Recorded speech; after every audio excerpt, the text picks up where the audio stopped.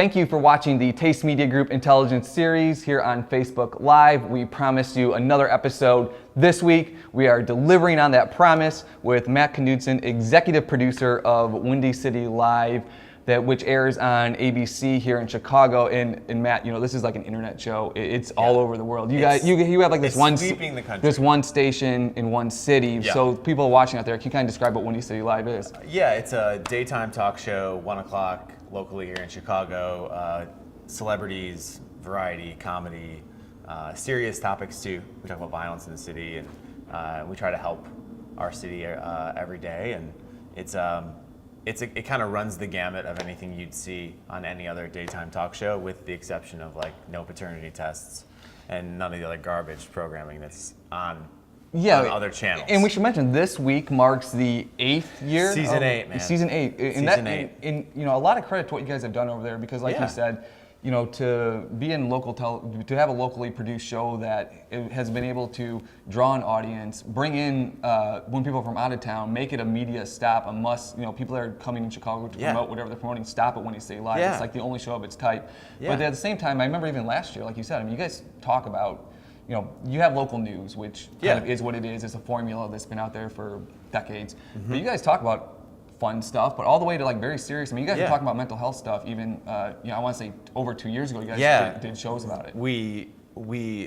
kind of play off of our hosts. So like, if you know, Ryan's very passionate about mental health and making sure that people can talk about it and not being like, there's that whole "it's okay to not be okay" thing, and he's very passionate about that. He's had that affect his family. So if he wants to talk about that, we'll talk about that. And if we want to have some fun, we're going to have fun. It depends on, you know, just the climate at the time and how much and how, if the atmosphere calls for a show, we're going to do a show. So a couple years ago we had, or it was maybe last year at this point, we had a crazy weekend of violence. So we were like, let's do a town hall and dive into this problem with mothers who've lost kids. Right, it's very serious. But it was one of those things where we had like 15 mothers. It was an exorbitant amount of mothers who had lost kids, and that was just a small fraction of like the people who were dealing with this violence problem. And we talked about solutions, and we had, you know, Father Flager on, and it was just one of those. It was kind of a service to the community. And then other times we're just, you know, hanging out with celebrities. Yeah, it's a variety magazine show, but I think what makes it unique is that in other markets it's just magazine, kind of like fluff news. Yeah. You guys run the gamut though. A lot of it's tape, and we're live. Yeah, exactly. You know, a lot of shows are, you know, live to tape, where they'll do, you know, they'll tape for an hour and they'll air 40 minutes of it. Yeah. Like, I know Steve Harvey tapes for a really long time, and they cut it down to 44 minutes. We're 44 minutes. Yeah. Start to finish. It's live. Yeah, it's live. So that's the exciting part. Just as this is live on Facebook Live. I mean, we're kind of, this is kind of your space here. This is the space, So then, Matt, kind of even talking about the big question is, and as executive producer, you've obviously risen the ranks. So you know what it's like to start off as a production assistant. You've definitely done all parts of production. But, you know, now that you're a decision maker, how do businesses get their products or be able to pitch people like yourself? And what are you looking for when people are approaching you, whether it's independent businesses, marketing professionals, PR professionals? Yeah, that's a great question. And is there anything that people shouldn't do?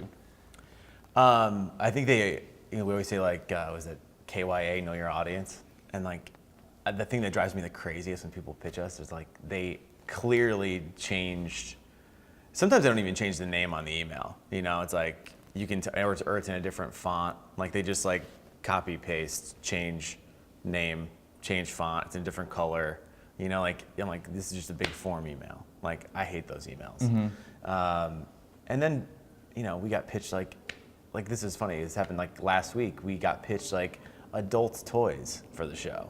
Like, we're like, why would you ever pitch a daytime TV show like adult toys? They wanted us to do a segment on adult toys. Like, I was like, guys, get out of here. Yeah, you got to know who you're talking to and the audience that you guys are trying to service as well. You know, you have like people like those services like Cision, like they put all your information out there, and then all these PR companies and marketing professionals like write you.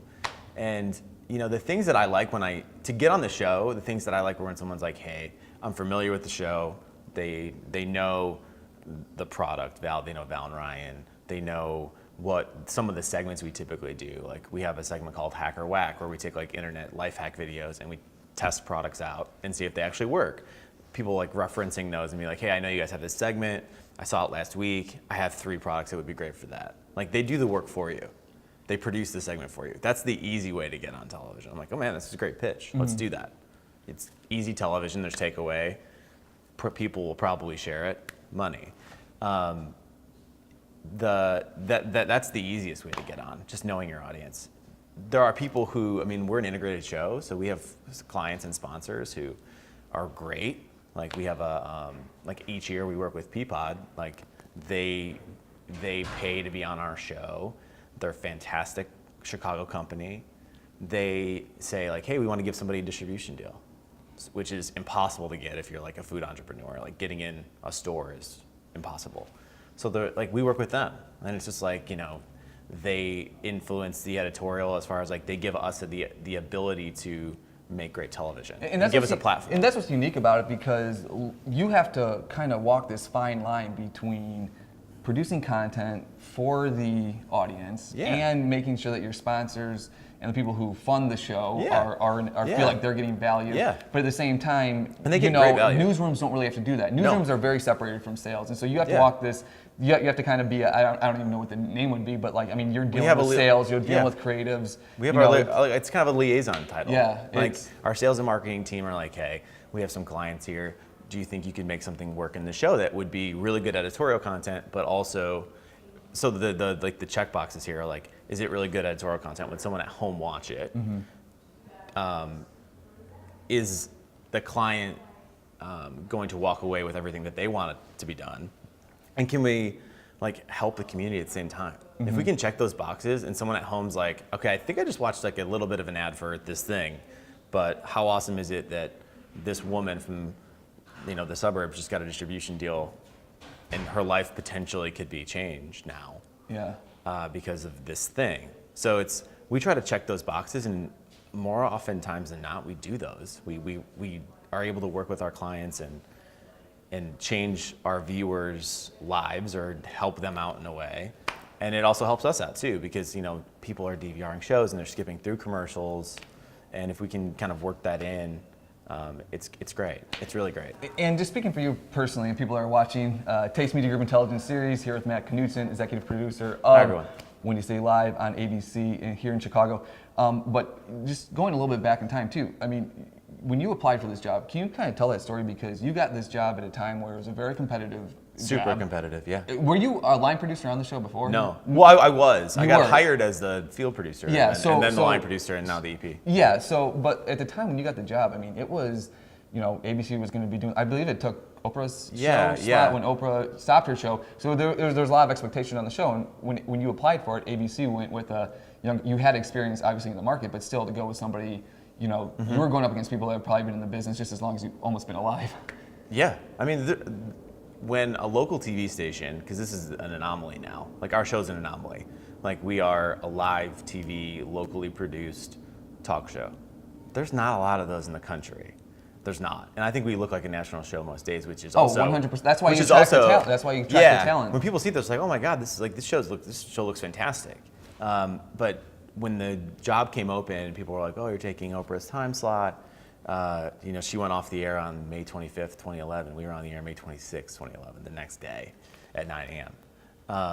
We're on at 1 now. But the audition process for the talent, there was a ton of A-listers that came out, wanted that gig. The producer pool was very large. Like there was a lot of people who wanted to work there. And it was funny because I was working on a show at Channel 9 before that, which is how we know each other. And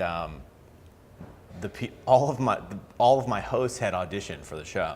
It was, and all of my previous talent that I had worked with at Channel 9 had auditioned for the show, and they were sought out by my old bosses. I was like, man, I had applied, couldn't get a call back, and then finally I called in a favor and called the boss lady, Marlene, at the time, and said, I want to work for you. She knew my work and came in the next day. I did an interview, and she offered me the job like 25 minutes later. But that was for the initial job. For the line producer, yeah, field producer, line producer job. When you came up to be the EP, though, how did that? How did you position yourself? You know, There were a lot of large name EPs that I also think went for that job. I only know a few of. There were people who really wanted that gig because, again, a locally live produced TV show on the #1 station in the market, like that's a hard gig to get. I think I got it because I fundamentally understood what we needed to change, and I also had a skill set that is a little bit more in line with the way television is changing. Like, you have to be able to do everything now, from the EP down. Like, you have to be, like, you have to know how to shoot, you have to know how to write, edit. And you've done some talent on the show too, right? Yeah, and be on camera too. Yeah. I mean, taking a page out of my playbook, Yes. but kind of the, the person running and puts himself on camera. It's kind of a go-to. No, but when I got promoted, I took myself off the television. Okay, fair enough. I was done. But yeah, you have to be able to do everything, and because I really feel like in this business, like if you're trying to give feedback to somebody who works for you, or someone on your team about what you're looking at. So say someone shoots a field piece for you, and you're like, you try to watch it, and you're like, I don't like it, but then you can't elaborate on why you don't like it. Or if you're trying to give feedback on the way something was shot, you have to be able to like put your money where your mouth is a little bit and say like, well, I wanted you to do this a little bit, or like, hey, let me show you how I would have edited this. And you have that collaborative experience, and then the person doesn't think you're just some like guy changing their work just to change their work, but somebody who knows about the process and has done that process. Yeah, and I think that's why I got the job. That, and I had done integrated content at Channel 9. Like, I was fully engulfed with this, like the sales team when I was at Channel 9, we were like the same team. So I think those two things together, they were like, okay, he understands integrated content, he can get his hands dirty and shoot at it right, and he can line produce the show. Because I was doing that for 4.5 seasons. I line produced like 1,000 episodes of the show. Yeah, and so real quick then, line producer. Yeah. Can you kind of describe, like, people watch a show and sometimes people, they associate with the talent, but like, I mean, a show like When You Say Live, you're a line producer. Yeah. You have there's so many jobs. How many people even work on When You Say Live? Like, I would have no idea. I'm sure there's some crossover with the station. Yeah, we have like, camera guys that come in. Like, on the staff, I think it's like 10 or 11 like staffers. Yeah. And we have a lot of freelance people too that come in and help us out. But like on a show day, there could be 20 people touching the show. And some of them, it's like 4 camera guys, utilities, stage managers, 2 audio operators, technical director, a director, a line producer / AD. We have social media people. Like, it's just a bunch of people. Yeah, no, it's a lot. It's a lot. It's a lot to manage. Yeah. It's a lot to manage, but we have a really strong team that just like everybody, like that's the thing about television is like and I think probably your business too, man, like if one person drops the ball, then it snowballs down. But like if you trust the people you work with and they know that it's like, if they do their part and everybody else does their part, it's like the ultimate team atmosphere, which is great. So our team's really strong and we produce content and everybody knows what they have to do every day. And when things go wrong, we can cover for each other, which is really nice. So, because things go wrong all the time, we hope it doesn't make it to the air. Like the person at home doesn't see that it went wrong. In the control room, things go wrong all the time. We're like, all right, let's just make sure we minimize those mistakes. Maybe over ABC, not here at Taste Media Group, this has been a flawlessly executed live stream so far. But just kind of moving forward then, Matt, any advice you would give to anybody out there, just in terms of how you've been able to progress in your career as somebody who came into the Chicago market. Yeah. I believe in the past you told me, I mean, you started like basically like your first week out of school or something like that. Like yeah, I was paid their dues and moved up, and so it's not someone sees someone who's younger just in the business, but someone who's already put in about 12, 15 years in the market. Yeah, I think the important thing, that's 13 years in the market 13. now. It's a long time. I think the important thing that I always kind of like think back on and then always try to remind myself of is like if you have to be now, especially now, but this is always kind of my attitude from the beginning is you have to be able to, let's say, like if there's a new skill set, a new technology, like you have to fully embrace it. Like we just launched live polling on the show last season. So, I worked with developers at this company called Megaphone, and it's just like all these TV stations are doing this now. Like, not in the talk show space, but they will be soon, where you can go online on your phone and vote on the topics we're talking about. Sometimes you can even pick the topic you're going to talk about, right? And I was like, this is the next generation of like audience interactivity and whatever. So you have to take you have to wrap your arms around that stuff and learn how to do it, because the attitude of I don't do that, that's not my thing. Which was prevalent in TV for a long time. For a long time. Yeah. I mean, there were people who separated scripts and ran scripts to desks, and that's what they did. Yeah. Like, they were desk assistants. Like, those people all do multiple jobs now. Yeah. Like, you have to have the ability to change and to wrap your arms around whatever new progressive idea there is, because if you don't do it, someone else will. And that's like the scary, there's always the next man up. Like, if you're not, or next person up, if you're not willing to change, then they're just gonna go, that's cool, he'll do it, or she'll do it. So, see ya. Yeah. And so you have to have that attitude, and that's always how I've gone. And that speaks to process. If you understand process, you're stacking one process on another process, another process. So if one new thing comes on, you can usually integrate it pretty easily. Yeah. But if you're just like, hey, I only do this one thing, you're going to be in a tough place, I think, especially in the business we're in, because the interesting thing about what you have to do is that you're literally at the mercy of the market. Yeah. The market says, hey, I don't like Wouldn't See It Live anymore. The show could possibly get canceled if they don't watch it. So you have to be able to stay on top of what's going on and make sure that you're listening to what people are saying. You got to be progressive in everything. You can't take this, there are some shows that are shows and processes that are just so good and so, have been so in the market so long, they're never going to change. Like Jeopardy and Wheel of Fortune, right? Shows have been on forever. They're not going anywhere. They're great. That's their thing. They know they've made that niche. But in talk and in other, I assume that it's the same issues that you have. Clients and the consumer wants new stuff all the time. So you have to be able to be no, we can do that, and I can do that, and see that as an opportunity. And I think that being really specialized in one thing is gone. That's gone for a long time. Unless you're crazy good at it, then there's no way that someone's gonna be you know what, Thatcher, I want you to do, if you only did Steadicam work, maybe somebody would pay you to do that all the time. But you have to be able to do this and Facebook and, have a team motion that does graphics, everything. Live streaming, 3D, everything. You have to be able everything to sit with a days. client and be let's take your vision from start to finish. There's not just no, I'm going to hand you off to another agency who's going to write this for you. Who does that?